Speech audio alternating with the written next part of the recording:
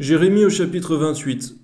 Dans la même année, au commencement du règne de Sédécias, roi de Juda, le 5e mois de la 4e année, Anania, fils d'Azur, prophète, de Gaban, me dit, dans la maison de l'Éternel en présence des sacrificateurs et de tout le peuple. Ainsi parle l'Éternel des armées, le Dieu d'Israël.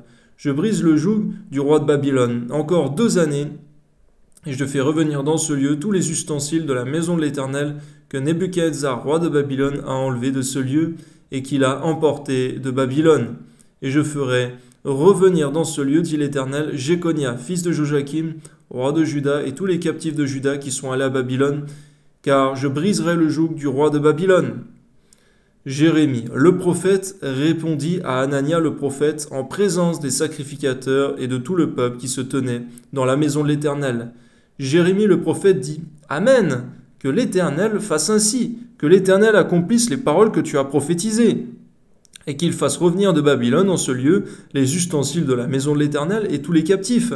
Seulement, écoute cette parole que je prononce à tes oreilles et aux oreilles de tout le peuple.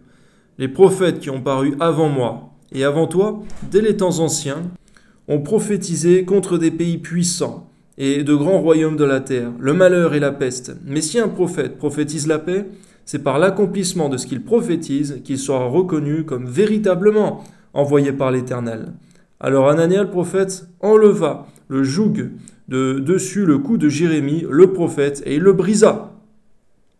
Et Anania dit en présence de tout le peuple, Ainsi parle l'Éternel, c'est ainsi que dans 2 années je briserai de dessus le cou de toutes les nations le joug de Nebuchadnezzar, roi de Babylone, et Jérémie le prophète s'en alla. On voit, Seigneur, la témérité des faux prophètes, Seigneur, qui font toutes ces choses, Seigneur mon Dieu, avec une grande vigueur, sans savoir, Seigneur, que c'est au prix de leur vie, qu'ils prophétisent le mensonge et de leur âme, et que c'est contre toi qu'ils le font. Garde-nous, Seigneur mon Dieu, des faux prophètes. Amen. Après que Anania le prophète eut brisé le joug de dessus le cou de Jérémie, le prophète, la parole de l'Éternel fut adressée à Jérémie en ces mots. Va et dis à Anania, Ainsi parle l'Éternel, tu as brisé un joug de bois et tu auras à sa place un joug de fer.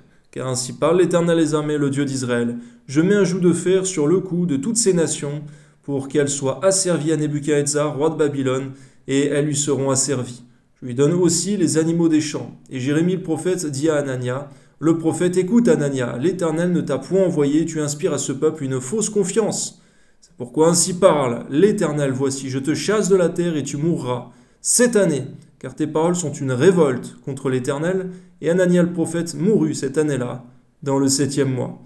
C'est vrai, Seigneur, il n'y a pas de compassion pour ceux, Seigneur, qui prophétisent le mensonge, et ceux, Seigneur mon Dieu, qui font des œuvres contre ta gloire, Seigneur mon Dieu, et qui empêchent aux pécheurs de se repentir, mais qui les confortent dans leurs péchés. Amen.